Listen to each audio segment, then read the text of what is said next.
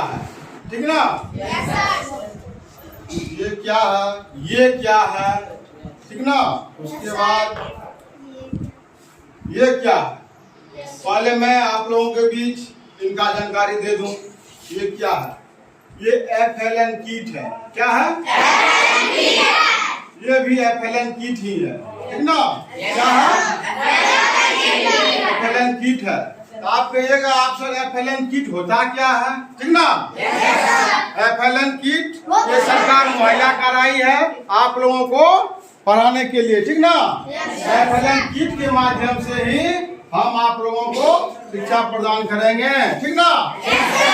FLN kit मतलब इसका मतलब होता है full form fundamental literacy and numeracy.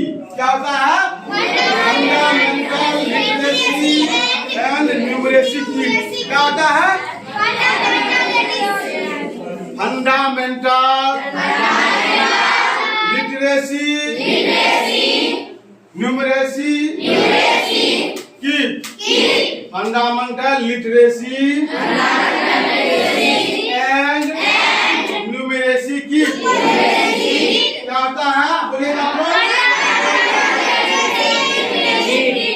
इसका हिंदी में क्या होता है, मूलभूत साक्षरता और संख्यात्मकता पढ़ने लिखने और गणित में बुनियादी कौशल विकसित करने में मदद करती है।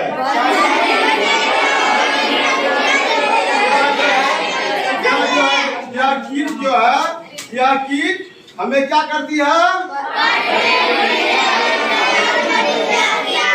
पढ़ने लिखने और गणित में बुनियादी कौशल विकसित करने में क्या करती है। यहाँ तक किसी को समझने में दिक्कत नहीं ना। अब हम लोग चलेंगे विराम चिन्ह के बारे में, उस दिन बताए थे नेक्स्ट रोज, ठीक ना। अब उसी का पार्ट 2 है ये, ठीक ना।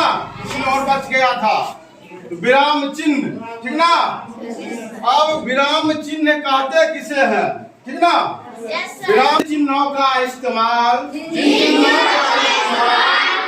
बोलते पढ़ते समय रुकने के लिए किया जाए।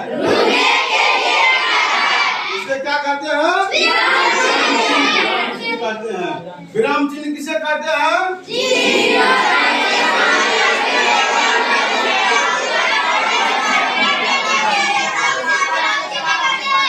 यहाँ तक समझने में किसी को दिक्कत, यानी कि जिन चिन्हों का इस्तेमाल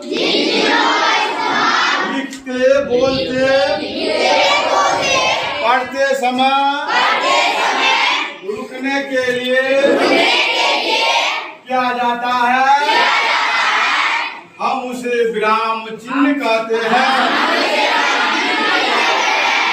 यहाँ तक समझने में किन्हीं को दिक्कत बाबू नहीं ना। अब हम लोग उस दिन जो है पूर्ण विराम कर दिए थे, अल्प विराम भी हो गया था ना। अवतरण चिन्ह, ठीक ना। अब हम लोग अवतरण चिन्ह के बारे में जानेंगे, ठीक ना। अवतरण चिन्ह होता क्या है, अवतरण चिन्ह किसे कहते हैं, क्या है ना। अब जो है किसी खास शब्दों में, किसी शब्दों में खास शब्द पर जोर देने के लिए इस अवतरण चिन्ह का हम लोग प्रयोग करते हैं। हम लोग अवतरण चिन्ह का प्रयोग किसके लिए करते हैं,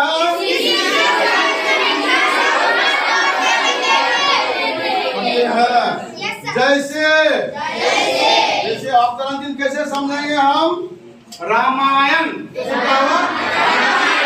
उसको अवतरण चिन्ह से घेर देंगे। उसके बाद हिंदुओं का धार्मिक ग्रंथ है, क्या है,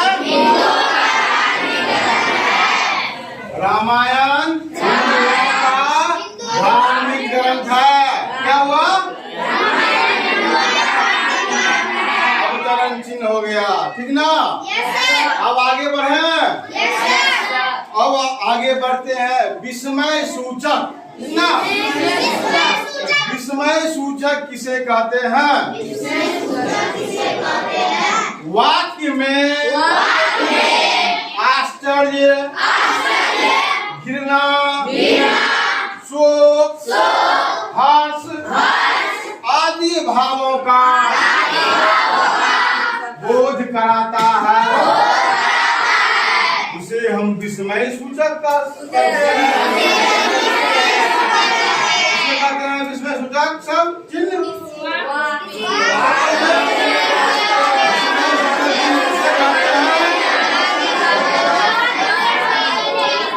वाक्य में आश्चर्य, वाक्य में आश्चर्य,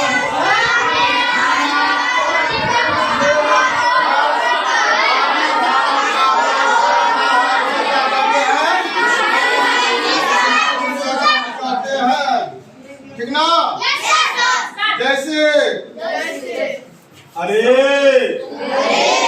तुम कब आओगे? अरे उसमें सूचक चिन्ह तुम कब आओगे? समझ में आ गई? यहाँ तक समझ में किसी को दिक्कत? अब हम चलेंगे कोष्टक चिन्ह पे। हम चलेंगे कोष्टक चिन्ह। सबसे पहले जान लेंगे कोष्टक चिन्ह होता है कितने, ठीक ना? कोष्टक चिन्ह 3 होते हैं। कितने होते हैं? कौन कौन? लघु, दीर्घ और मध्य। कितने चिन्ह होते हैं? कौन कौन होते हैं? ठीक ना? यहाँ तक समझने में कितनी को दिक्कत नहीं ना? आप देखिए लघु चिन्ह, लघु चिन्ह का इस्तेमाल हम लोग हिंदी में करते हैं। किस में करते हैं? और बाकी 2 बचे चिन्ह मध्य और दीर्घ चिन्ह। मध्य और दीर्घ चिन्ह का उपयोग हम लोग किसमें करते हैं? गणित में। किसमें करते हैं? लघु चिन्ह का उपयोग हम लोग कहाँ करते हैं? हिंदी में करते हैं। यहाँ तक समझने में किसी को कोई दिक्कत? और मध्य चिन्ह और दीर्घ चिन्ह इसका प्रयोग हम लोग कहाँ करते हैं? गणित में करते हैं। कहाँ करते हैं? गणित में करते हैं, ठीक ना? उसके बाद अर्ध विराम क्या है? किसी वाक्य को कहते हुए बीच में हल्का सा रुकना वो ही हम क्या कहते हैं? अल्प विराम। क्या कहते हैं? अल्प विराम कहते हैं उन्हें। बोलिए किसे कहते हैं अल्प विराम?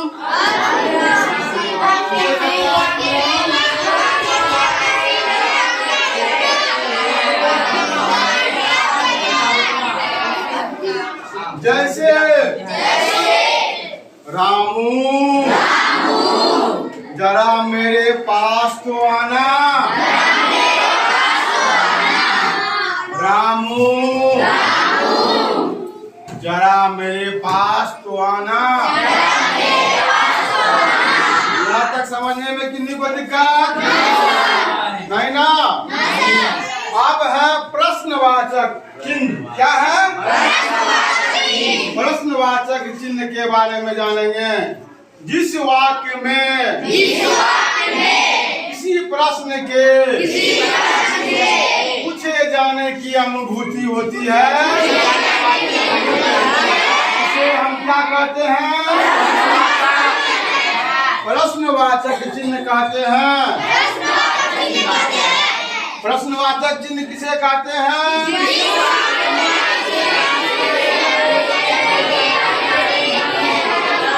में किसी प्रश्न के पूछे जाने की अनुभूति हो उसे क्या कहते हैं?